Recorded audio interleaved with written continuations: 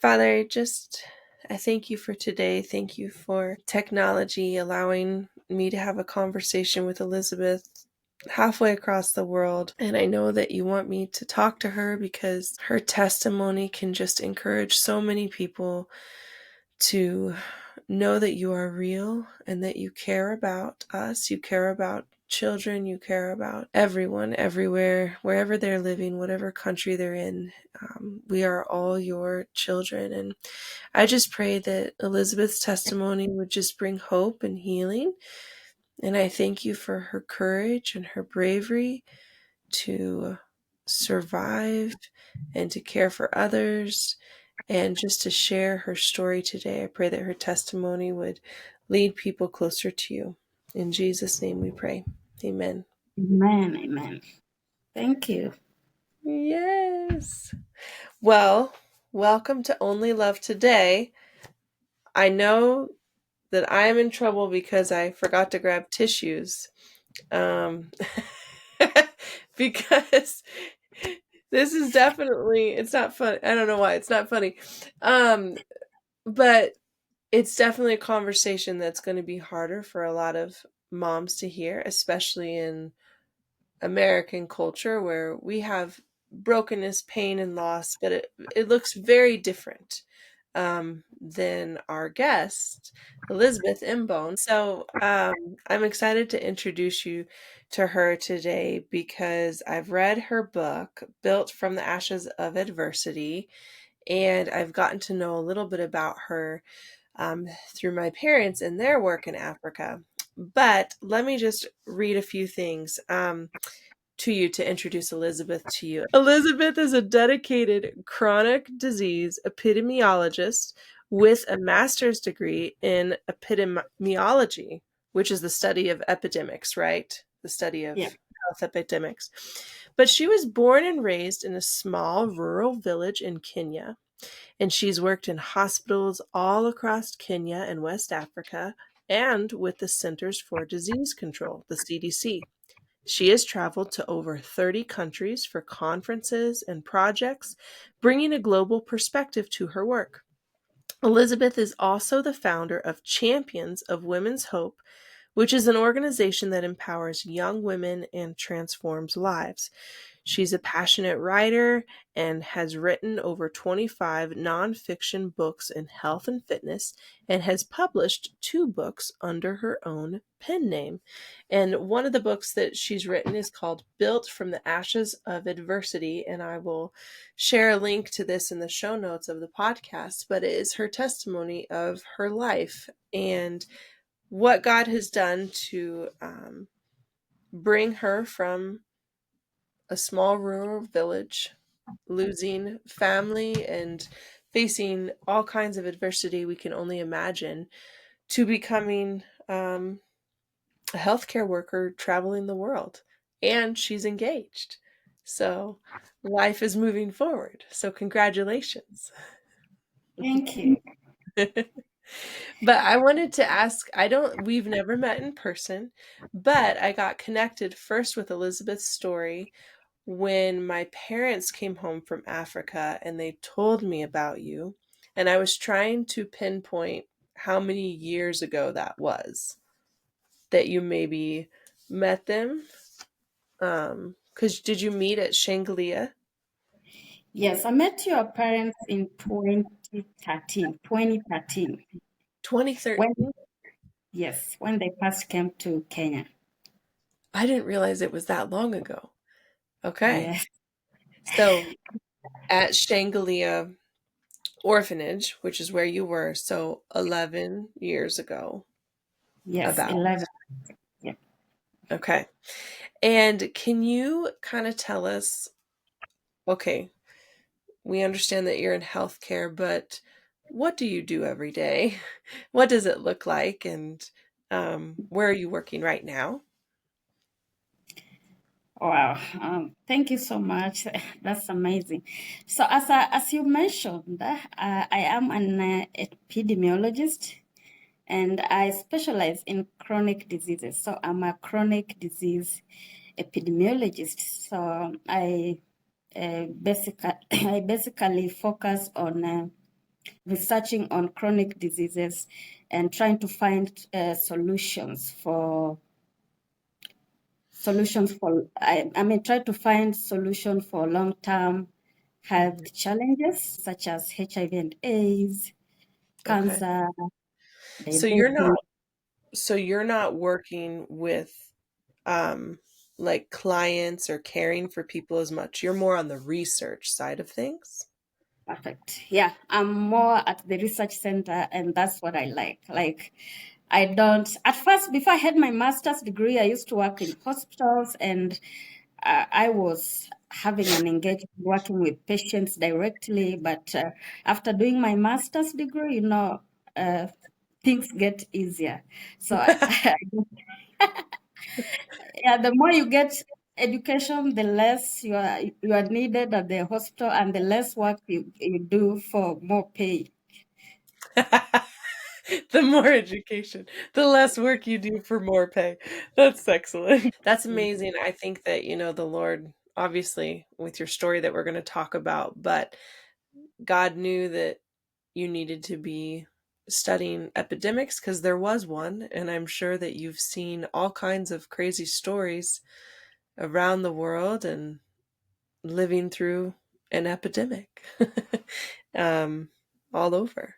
Yep. During COVID-19, I was working at the COVID center and I got infected with the COVID. So I traveled. I told you I was working in West Africa, in Benin.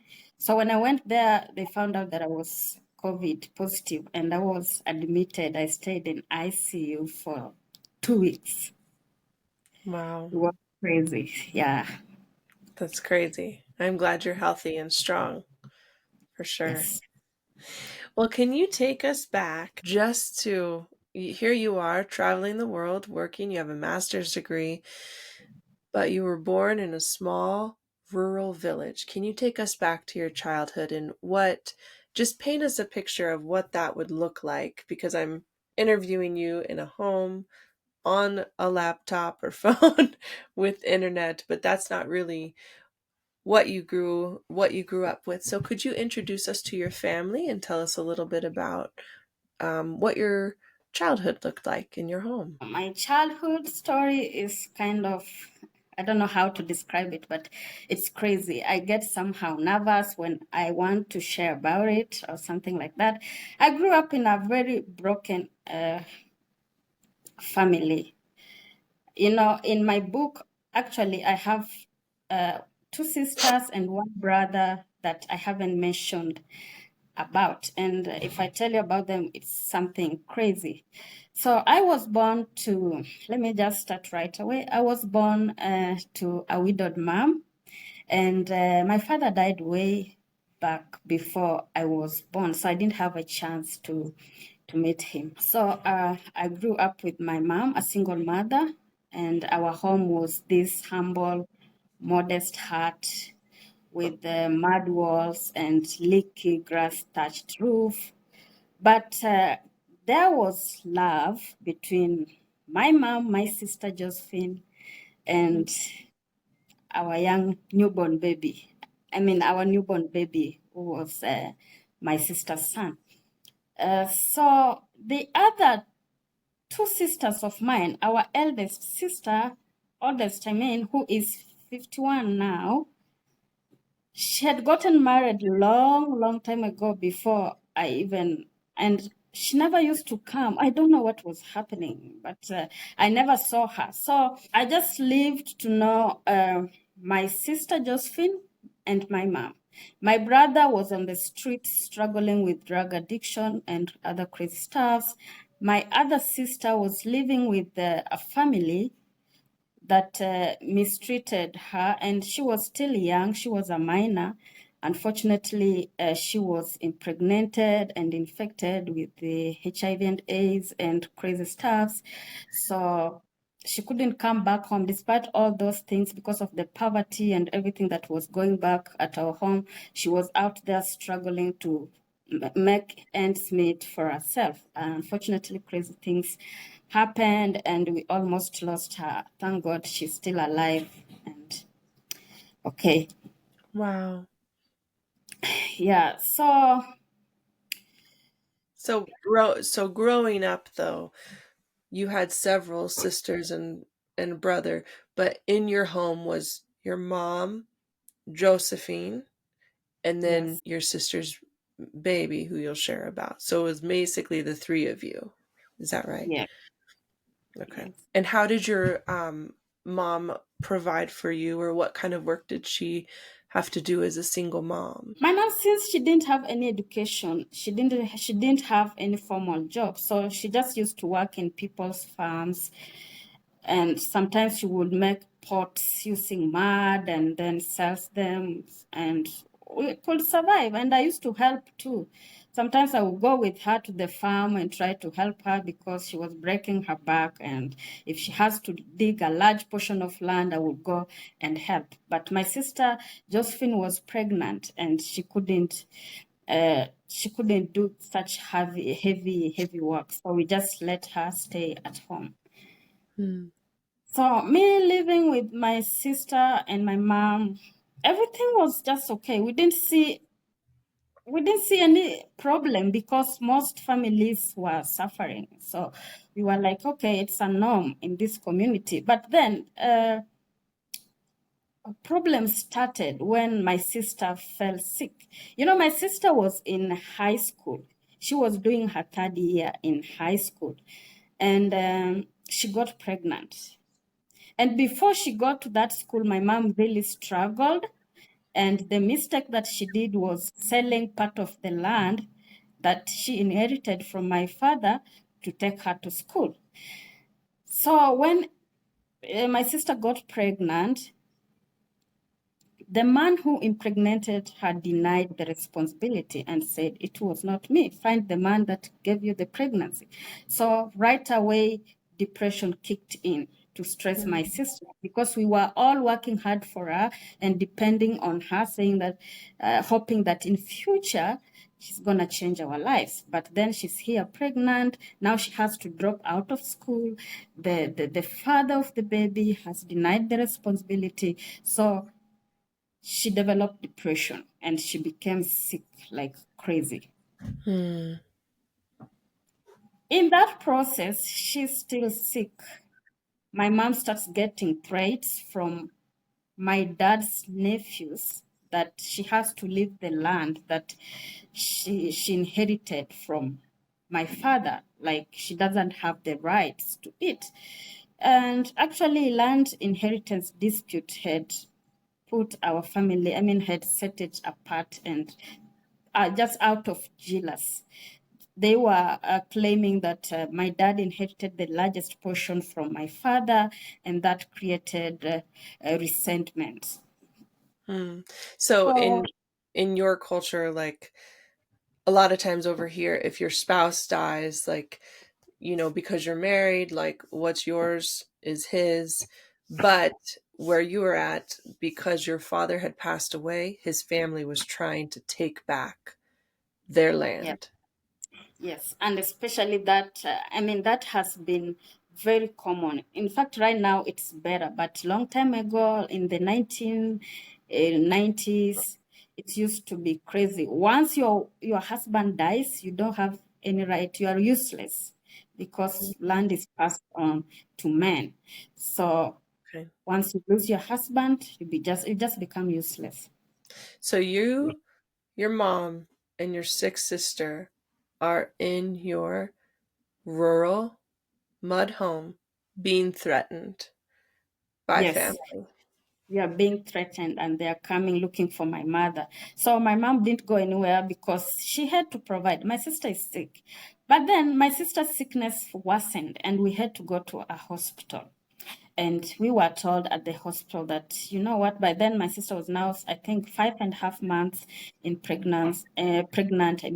So they told us, the doctors told us that you are going to lose both, or you allow us induce the baby to come out at 5 and something months old. So we just said, that's okay, just induce the baby and see what will happen. So the baby was induced and he was taken to an incubator. You understand the incubators because we couldn't just go with her like that. But then after a few days in the incubator, we couldn't afford the bill. And they told us we have to pay the bills. We don't have money to pay. So they just signed us off. They said, okay, now that you don't have money to pay, we are going to waive this, but then you're not going to stay here further. And remember, my sister is super sick, very sick. Like I can see we are losing her. And And here, the baby was born at 5.5 months? yes, the baby is born at 5.5 months. He was very tiny. I could put, if I Oh. remember, I could hold him like this, like a pea. But so they give us this baby, and I'm like, doctors, are you okay? What's happening here? But we didn't have any option. So we went home and they gave us this big, something very big to hold the baby to keep it warm so that it can feel like it's still in the mother's womb. Yeah, so Mhm. we went home and my mom became threatened more. She was sought after day and night, and now she decides to leave and go to hide. So her leaving, she thought like maybe if people are looking forward to harm her, let her go hide and leave us home because they know girls at long last we will get married. So the man that was the belief, the man who is sorting to kill her is not going to go after us because that's the cultural belief in the community. Mm. Yeah, so my mom goes to hiding, leaves us home with my sister who was very sick, and eventually my sister dies. He died. I was watching. I think by then I was almost 7 years, 6 and something years old. 6 years That old? was Yes, that was my very first time to see someone who is struggling to die. And she died to make the matters worse, she died when she was holding my hands. That picture has never gone out of my mind. Like every now and then I just see it. I struggled with it for years. I could see her fight for her life. One thing I'm happy about it is I'm sure she went to heaven because she really repented before she died. Repented of all of the sins she has done, those that she has not done, imaginations and everything. And she prayed a lot. I think she knew she was dying. So after my sister's death, now real struggle begins. You are alone in your home at 6 years old. Yes. Your mom is gone. Your sister has passed away, and there is a baby. There is a baby who is a premature newborn baby, remember? I don't know anything to do with baby care. I don't know Yeah. what to eat, what to give. I mean, what to give the baby to eat. I don't know anything like that. Like I'm just in my own world and I'm looking at it. I want to cry. I don't know where to begin. I'm looking at the baby. I'm confused. My sister is now dead, lying here. And the house was just small, so I'm just with her. She told me to take the baby because she believed that the baby was mine, so I should take care of him. And I knew she was dead. So what I decided to do, I was like, what do I do? Because it was in the middle of the night, like 2 a.m. I'm like, I can't sleep with a corpse in the same room.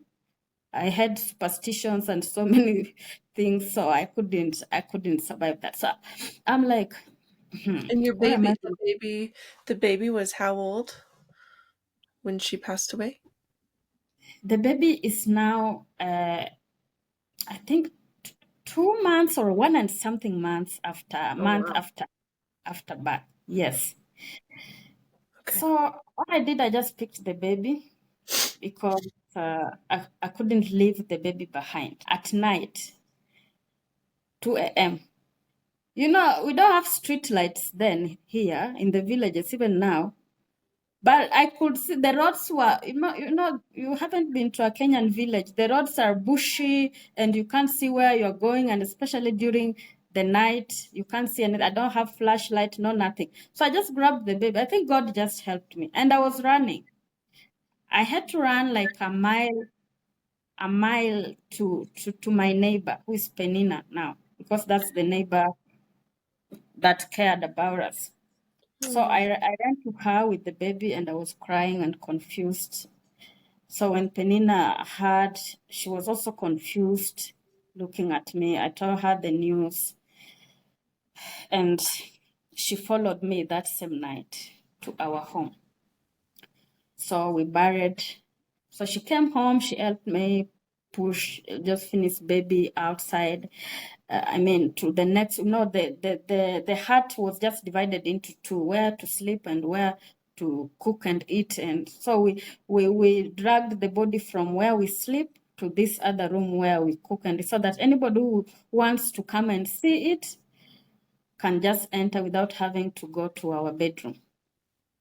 So that's what Penina did. And the following day, we had to find out the way to bury the body, and we buried her like, I don't know what to describe that, but it's something. I'm so sorry, my sister, may your soul rest in peace, but whatever happened, no, it was crazy. Yeah. So we just had to make this makeshift grave and coffin, and It's not what you would want for her, but you know that it's just an earthly body and her soul is at yes. peace, you know. But that's a 6-year-old can't understand that, you know, at the time. Where are the where are the other members of the community, or were there any safe men that could have helped with this? It just seems like you're all alone in this, and then even just with one woman neighbor carrying so much. Majority of our neighbors were my dad's family relatives, I see. and they had become enemies because of the land issues. As Yeah. much as they knew about the situation and everything that was going on, they didn't care. They didn't care at all, at all, at all. Even if they see someone kill me, or they wouldn't do anything. I'm telling you, there's a time I was attacked by these people who were looking for my mom because my mom was not there. Those people really beat me, and I was bleeding everywhere. I still have the stab marks. They stabbed me. They did crazy things to me, and I was screaming on top of my voice, but nobody even came outside. No, no, it was weird. Like I was like, what world are we living in? Hmm. Wow. It's so hard to imagine as a mom if I heard a child screaming. It doesn't matter what child it is. I'm calling the police. I'm getting my husband or a neighbor that could come and offer protection or something. It's hard for me to process that amount of hate and just enemy in a village. It's hard for us to understand that. I know that it's here, that there's hate and war and violence, but it looks very different. And um, I'm so sorry you had to endure all that as a child, as a young child. It's hard to imagine. So you've had to walk through burying your sister, and now your mom doesn't know because she's in hiding. Yes, my mom is in the hiding. She doesn't have a phone. I don't have a phone. So there's no communication, and all this is happening. For us to reach her, she has to reach us because she's the one who's supposed to go somewhere, bought a phone, because she had the Penina's contact. So she was supposed to call her and check on us.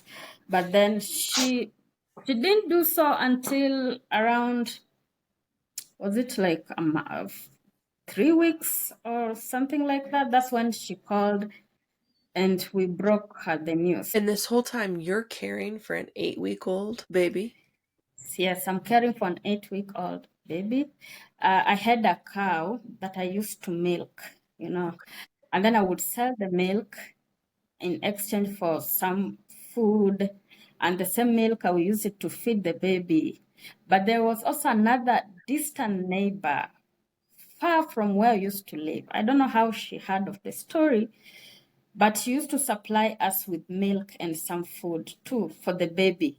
You know, that baby needs special food. And I was just feeding her anything, and his health became also not good. And I was afraid, like I'm not doing the right thing.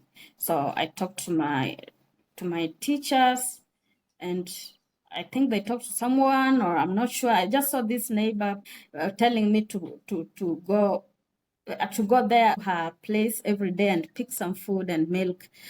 I think it's camel milk or goat milk. I don't know. I didn't understand all those, but there's some special food I used to give the baby from the neighbor.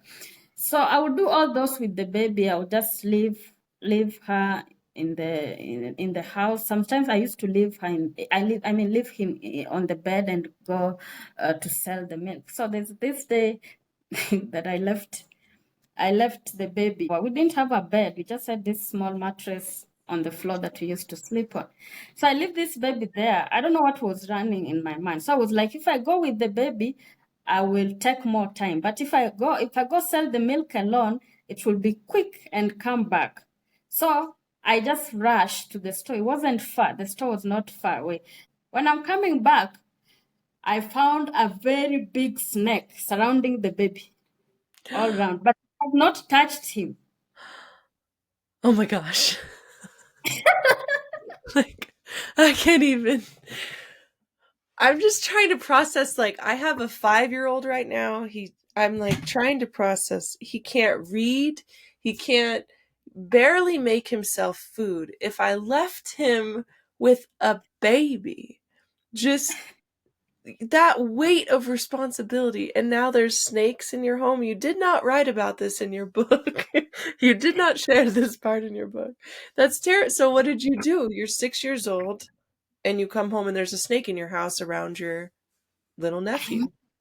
It's just surrounding him, and the nephew's just in the middle, and I'm like, what am I going to do? Maybe if I touch the snake, it's going to swallow the baby and swallow me at the same time, or what's going to happen? So I took a stick. I started to hit, not hit directly on the snake, but close to it like this.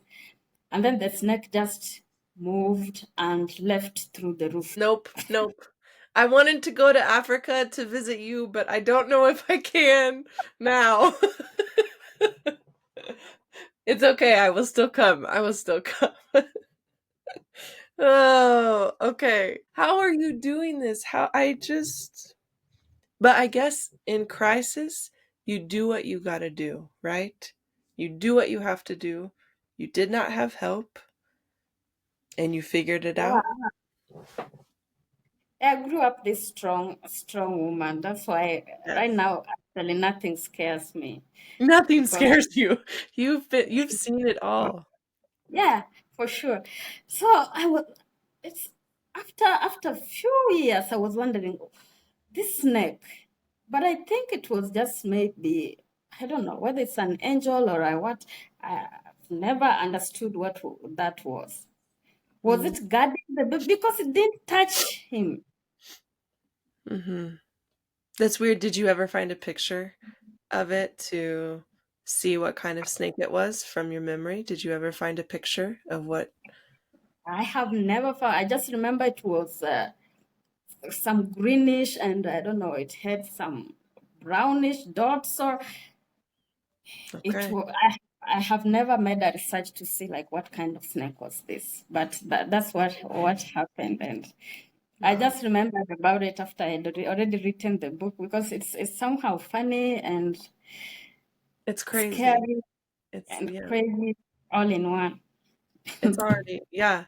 But can you so you're trying to provide for the baby. People and still even in my American concept, I would not give food to a 6-year-old to feed her baby. I would be like, "Come live with me. I'll feed you." It's hard for me to understand the lack of compassion, you know, from people. But somehow God provided for your needs and for your nephew. And what's his name? Let's say his name. What's his name? Larry. Larry, that's right. Larry, for little Larry, who is who survived, who survived somehow this, you know, life. And can you share a little bit about how you were able to go to school with a baby and then how God used one of your teachers to get you connected with Shinglia? Yeah, I stayed home for long, for quite a few months without going to school. Okay. But growing up and having been initiated to hardship, I had this mind that I needed to make change, and that change would come by pursuing education. So I reached somewhere and I was like, okay, I can't keep staying home with the baby. I don't think the baby can prevent me from going to school. So I decided to go to school with the baby. Good enough, I got I got perfect support, a very good support from my teachers. They just helped to take care of the baby when I was doing my classes, feed him, and then in the evening I go back home with my baby. Tomorrow, I do the same. Early in the morning, I prepare something for the baby, go to school, let teachers help me attend my classes, come back home, and life continues. At 6 and 7 years old, you are doing school full time and caring for an infant. Yes, and caring for an infant. But then it reached a point when the people who were pursuing my mom, who were after my mom, started to turn their anger to me, Hmm. and they abused me Hmm. for 3 good days. And that's when I decided to tell my neighbor that I can no longer live alone. Please allow me in so that I can live with you, because it's getting to a point these people are going to kill me.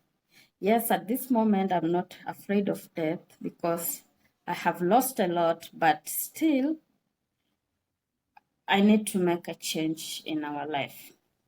We have this baby, we have my mom, so I can't do this anymore. And she took me in. Hmm. But the good thing is, by the time I'm going to my neighbor to live with my neighbor, the kid had been taken in by the children's home. I was I was skipping that part. So this is what happened after my sister died, and we informed my mom. She came, and I had to meet her at a market. And by then we are both just hopeless in life. I mean, hopeless with life, and we don't know what's going on. We don't know what to do. And then there was this a group of people. They were foreigners. We just saw some screens in the market, and they were preaching about Jesus Christ. And we just went there to listen. I went there to listen as I wait for my mom to come to the place that we used to meet. And after the show, they were showing the crucifixion and the whole thing that happened during Jesus' death. So Wow. after that, this missionary, there was a lady missionary that approached us, and because the baby was crying so much, I had not brought his milk with me. I don't know what to do. Like, I'm just walking with Yeah. this baby as if it's my age mate. So the baby was crying so much. I guess he was hungry, and by then he's now grown. He's 9 months. Okay. It's 9 months old now. So they asked us, we explained what happened, and they took the baby. And I went back home. Did you know like where he went to, like an orphanage, or you knew what Yeah. home he was going to? I didn't know the exact place of the home, but they told me, they explained, and they told us we have a children's home that is taking care of orphans, and they gave all the information to us. At some Okay. point, we wanted the baby to have a good life because working with like, so my mom was thinking like she's going to be sold or something like that. They really had to convince her before they could go with the Sure. baby. Sure. I Yeah. was going to say because of so much human trafficking, there's lots of people that look good and safe but have evil, you know, plans and desires and all kinds of things. So God's grace on Larry that it was a group of people that really wanted to help. But I wanted to ask, in your little 7-year-old heart, who was now acting as a mom, did you grieve leaving him because he was your child, at some point, or did you feel peace that he was taken care of? I'm just wondering, like, as a 7-year-old who had become a mom, how did I you had feel? I had these mixed emotions. Like at some point, I'm happy because she's going to be taken good care. You know, these are foreigners, and then we believe that foreigners, missionaries, these are people who have money. They are going to take good care of him or something like that. But at some point, I felt a very big loss because this is someone that it's like my child now. I got this strong attachment with him, and I cried for a second, but then I just had to let it go. Hmm. Yeah. And so now you've left the home, your mom's still in hiding, and you're living with your neighbor, right? Panina? Yes, Penina. Panina. And I want you to share about how God used a teacher in your life to connect you with further education and Larry again, because I know you won't say this, so I'll say it, but your teacher saw you were brilliant, you were so smart, and you had the hope of education and you really pursued it with everything you had. I mean, obviously, you were 6 years old taking an infant to school, and it just sounds like God continued to bless that. Bless your education to open doors for you. Can you tell us a little bit about the teacher that got you connected back? I don't know how old you were, if you were high school, but got you connected to the children's home and further education. Can you tell us a little bit about how that happened?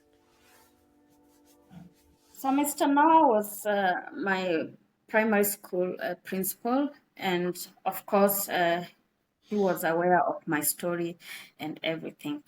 But then after sitting for my last exam in primary school, I was the best student, not only in my school but in the region, in the Wow. entire region. But there wasn't any hope to join high school because Penina couldn't help with that, and I was living with her. So Mr. Noah just took it upon himself to find a way for me to join high Mm, school, and actually the first place that he went to seek for help wasn't at the children's home. It was at the home of a certain governor, but I think they just gave him empty promises, mm. which didn't make a way.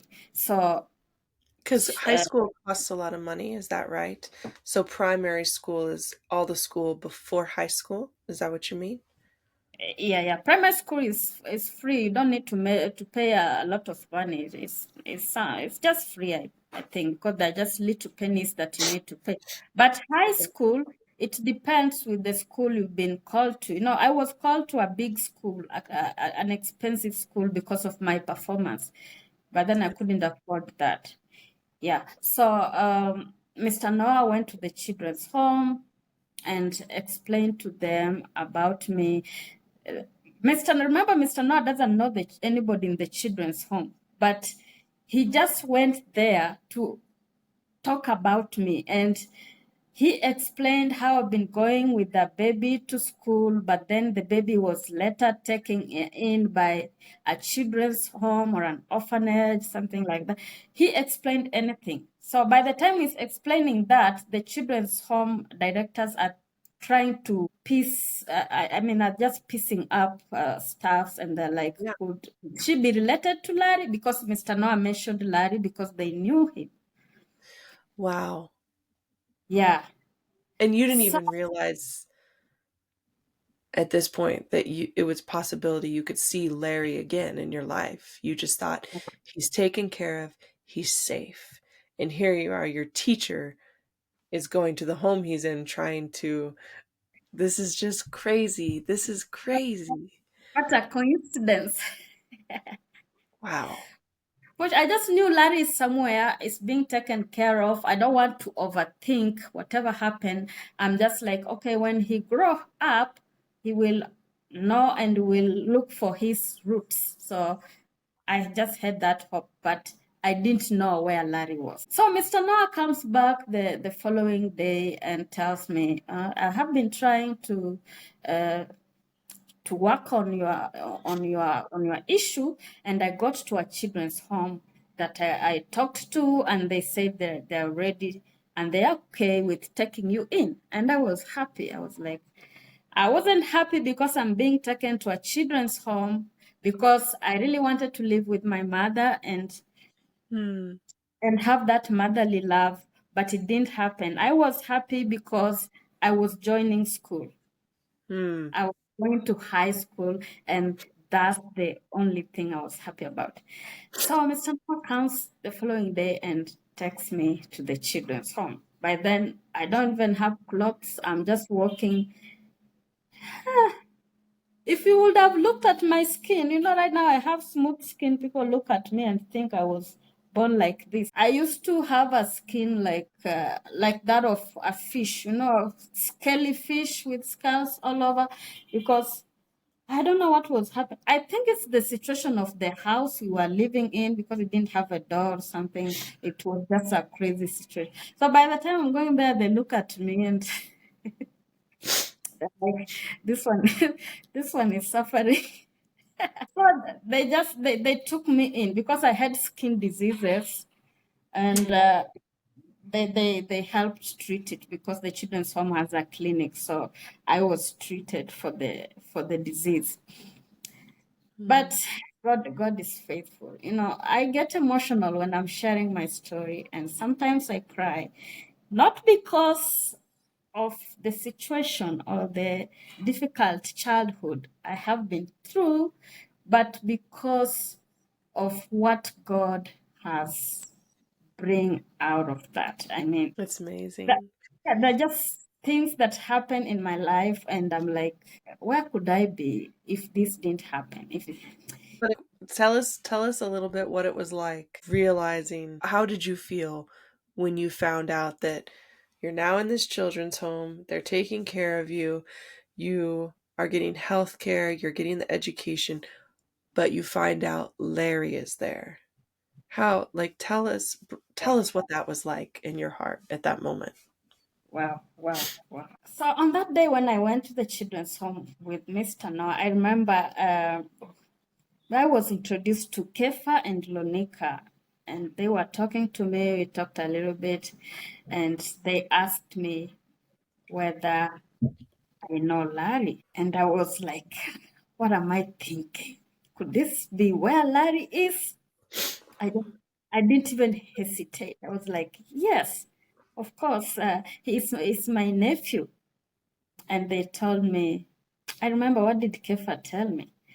I think he told me, like, each tragedy or whatever has brought you back together. Actually, he didn't tell me directly Larry's here. Wow. And how old was Larry when you But, saw him? but then Larry's like 4 years. Okay, so he's 4 years old. And did he Yeah, remember you? Did you go talk to him? Did he remember you? he couldn't remember me, but there was this connection. He just stuck on my hand. He was just Oh, holding me. This is the first day, and he's just holding. This is a stranger. Kids don't act like that with strangers. he knew your voice. He knew. He knew.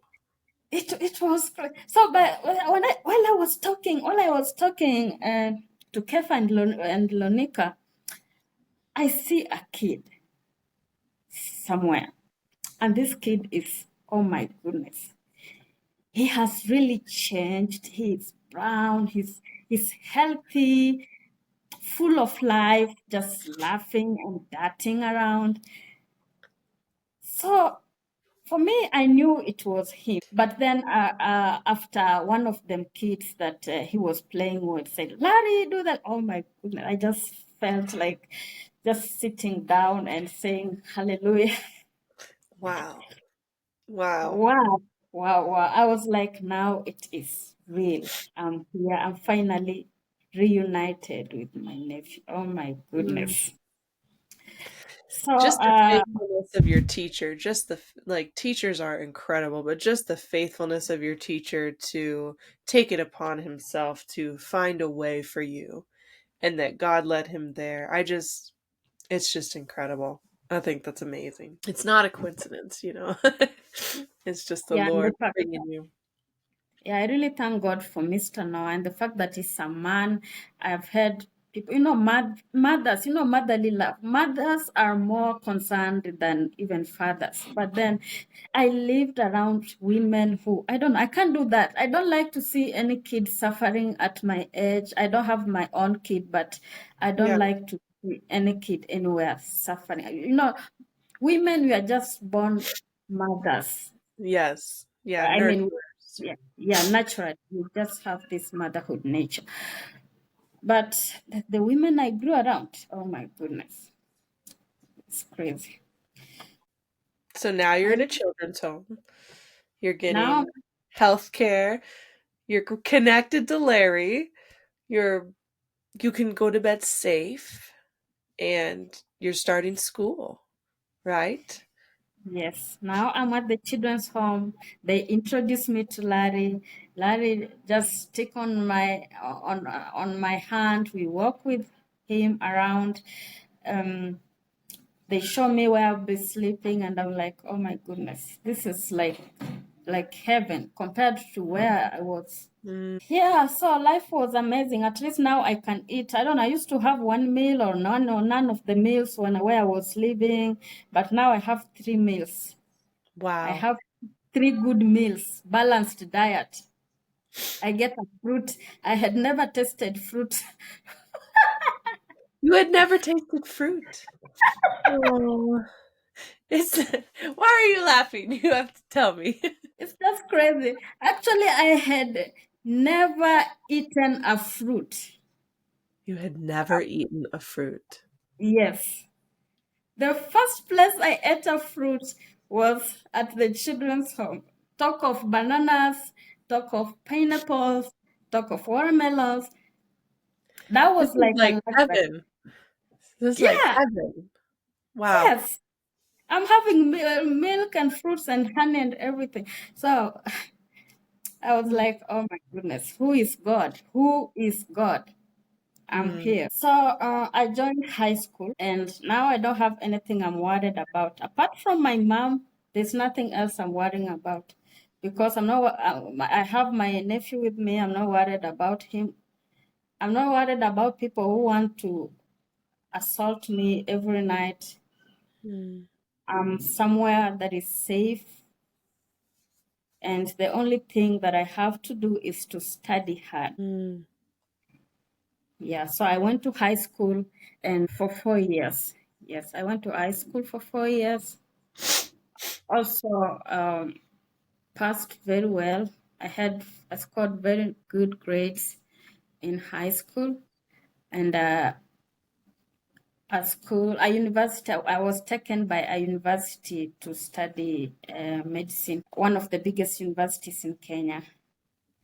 wow. I was selected by them, and they were paying 3/4% of my school fees.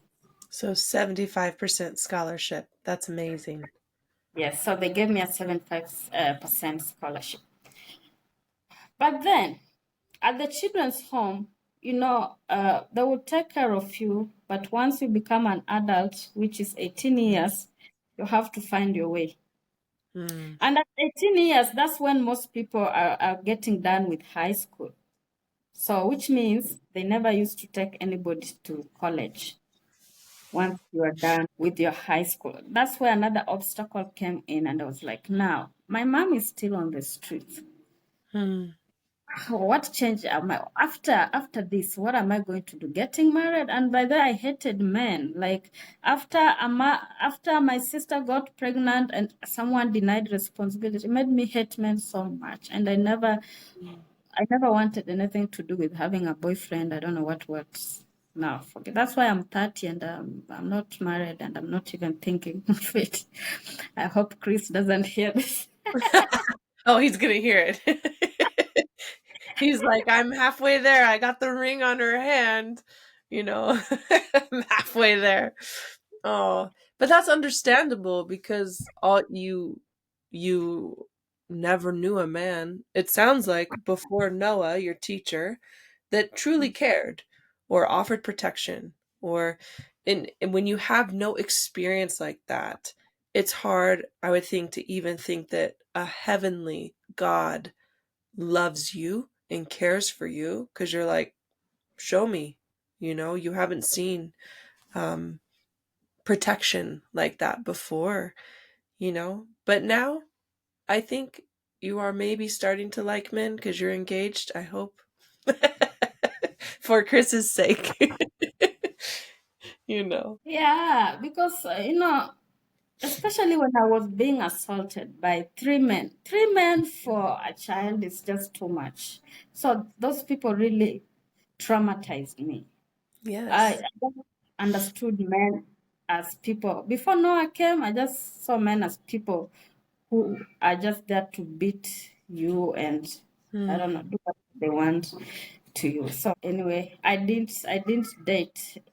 I didn't have any desire for a man in my life when I was still a teenager. Hmm. Yeah, where was I?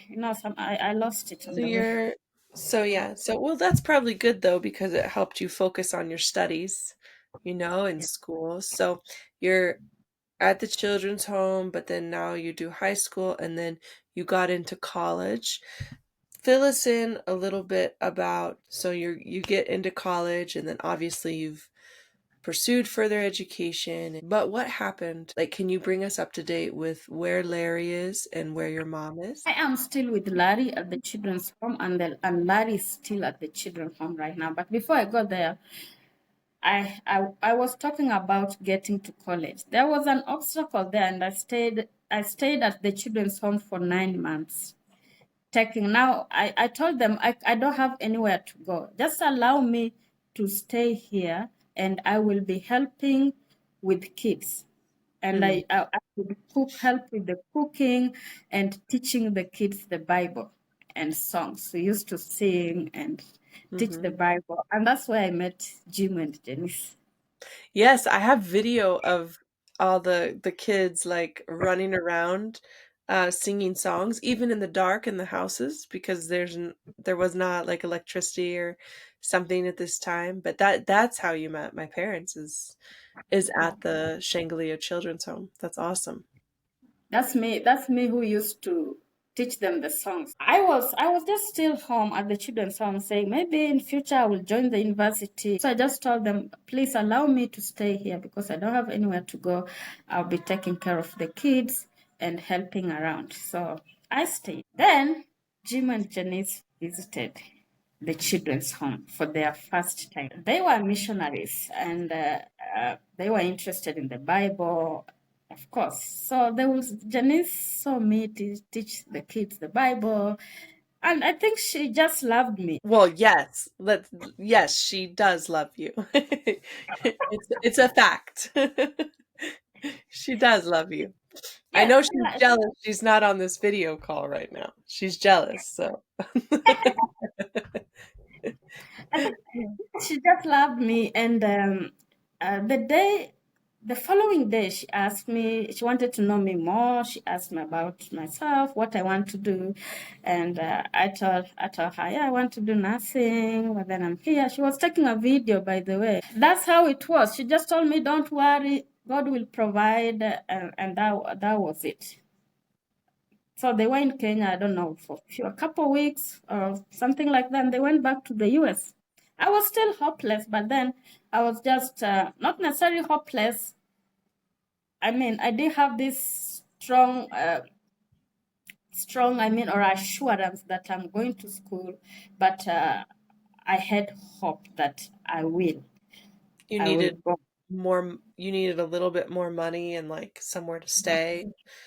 Yes, I needed money, somewhere to stay. I needed to the school fees, the remaining 25%, and I needed my upkeep, where to stay and all those. When Jim and Janice went back to the US, I think Kefa went there too, and they met.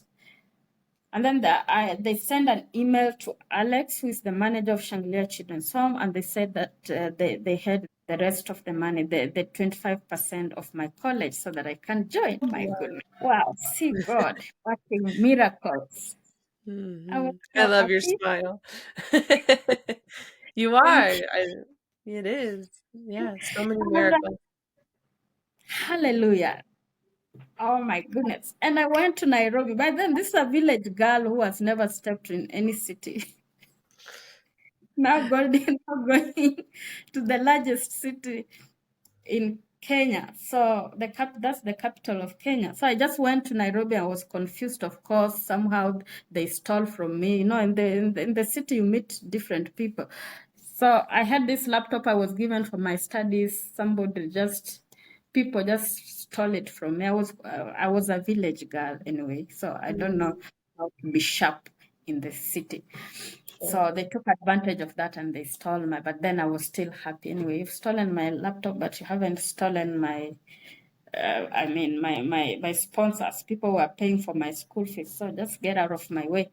And I went to school. I started my studies, and somebody else came in, which is Love for Kenya. They are supporting the Shangilia Children's Home now, and they now take everybody to the university from me. I've made people to go to university, and I'm so proud of that.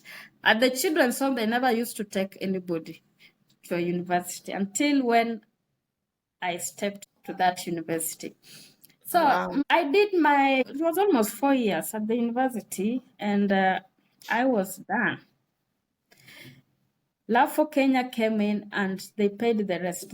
Now I'm comfortable. They are giving me money for everything because they saw something promising in me. Mm, Now, Jim and Jenny started it and they just took over wow. and paid for everything. I was very much comfortable. I never lacked anything. They would give me pocket money, some of which I would share with my mom because she was on the street. I couldn't eat well when she's suffering, so I Mm, could share with her some. So I mm, went through university. I was done.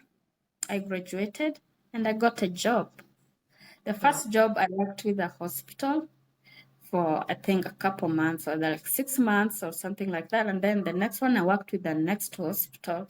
So the job that I got, that a mega job that made me make big change, was the Centers for Disease Control job, the CDC. I got a job with them as a researcher, and I was being paid well. I bought a land and I built my mama house within 2 years. Wow. And it was costly. It's not cheap to build a house here or buy a land. You need good money, and in Kenya, getting money is not easy. So that was a big achievement. And my mom came from the streets, and now she's happy, so happy. She has her own space, and I'm just happy that she is comfortable, she is warm, and she's happy. Wow. From age 6, it sounds like you've had to be a mother to so many people.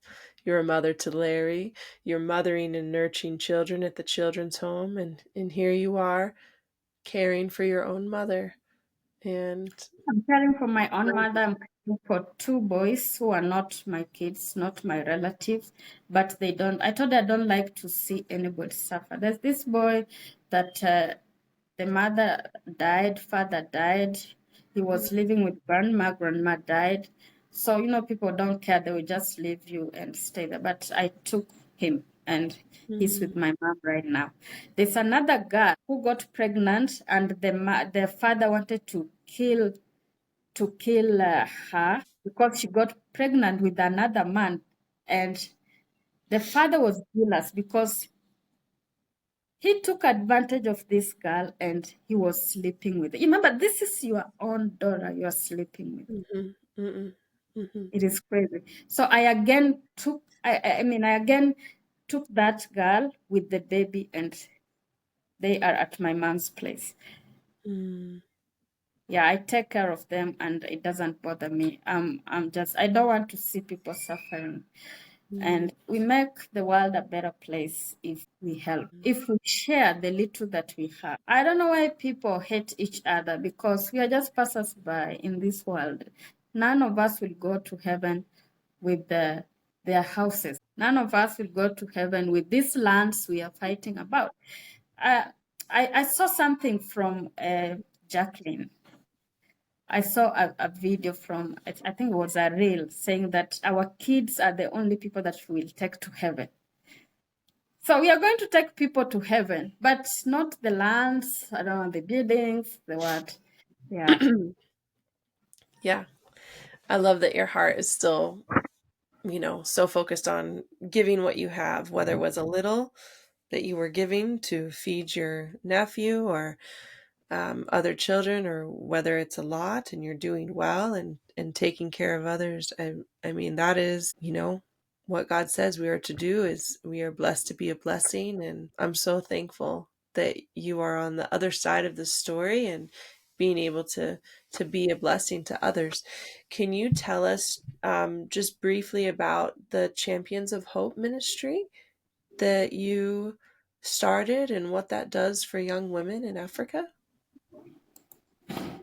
I started Champions of Women's Hope 2 years ago. Yeah, 2 years ago, just as a way to give back to the community, because I came to understand that women go through a lot. They don't have the right, they don't have rights to so many things, especially in African countries and underdeveloped countries. So women don't have a say. So I started Champions of Women's Hope to empower young girls and young women. I mean, to empower girls and young women. Yes, I'm just advocating for their empowerment. Like, you should say no to this, say yes to this. You have the power to change your life. You can do this to achieve that. That's basically why, just to bring up a woman who is happy and who is thriving in a Mm, society that is so biased. mm, Yeah. that's awesome. And what do you provide these women with? We provide them with the sanitary pads. For that's the girls who are in schools mostly, because men take advantage of girls who are menstruating. This is the reason. In underdeveloped communities or countries like Kenya, like, you don't talk about menstruation with your father or with your parents. Nobody wants to hear that. It's something I went through. I never told someone I did crazy things when I used to menstruate. I would sit, I don't know, go sit in the dust. I don't know, wear some dirty rags that gave me UTIs, urinary tract infections, and other crazy things. So uh, I didn't want these girls to go through that. And most of them, they go for sex to get the pads, to get that $1 to buy the pads. They will just go have sex with someone unprotected, of course, get infected with HIV and AIDS, get Mhm. impregnated, and Wow. at at long last, poverty can make you do crazy things. Yeah. And You're trying to yeah, survive. And I thought, in my little mind, I thought that pads were amazing, but they were just a help so that a girl could get an education, because obviously you can't go to school when you're menstruating. I had no idea it was also protecting their life because they're being yeah, taken advantage of. Like, I had no idea. about that. So I'm just thinking, oh, we're supporting this and it's helping girls get an education and be able to work and not have to stay at home and sit in the dust as you're talking about. So, wow. Yes, there is a lot involved. When we give them the sanitary towels when they are in school, they won't miss school. They won't have sex with these men to get diseases, to get impregnated, and later drop out of that school. So we do that just to protect them in general. We also do economic empowerment for self-sustainability. I just rented a land for some women, and they are doing farming. So they do farm and they sell the products to buy themselves. These are single mothers who have kids, and the fathers to the kids have said, "No, I didn't give you pregnant. I'm not the Mm, one who impregnated you. Please keep off." So we help such girls because my sister died from that. I don't want them to lose their life. So that's what I do. I just put uh, put them, I mean, make them be busy, like not to think about so many things at the same time, doing something to earn a living. So they yeah. they do farming, and yeah, they sell the products and get something to eat. I have rented also a house that has the sewing machine. People donated sewing machines to us, and they are still donating, thankfully. So we are going to have many sewing machines, and we'll be training them on the skills of sewing so that they can have that skill and have it as a, is it a profession or something that they can earn from? Because they haven't gone to school, then the skill is going to help them. Mm, I'm also planning to put up a computer center with computers to train them to train them how to make websites. So nowadays everything is digital. So when you have these computer skills, you can do something yeah. with it. So you are working full time, but you're using your money to provide for your mom and these kids who have been abandoned, provide this farming land for these single moms to work on, and now you're wanting to do a compute like, and God just is providing for generations through you now.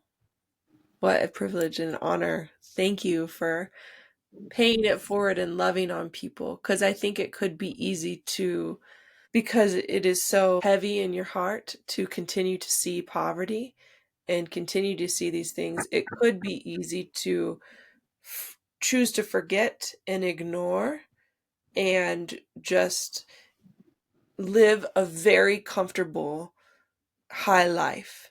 But that's not what you're doing.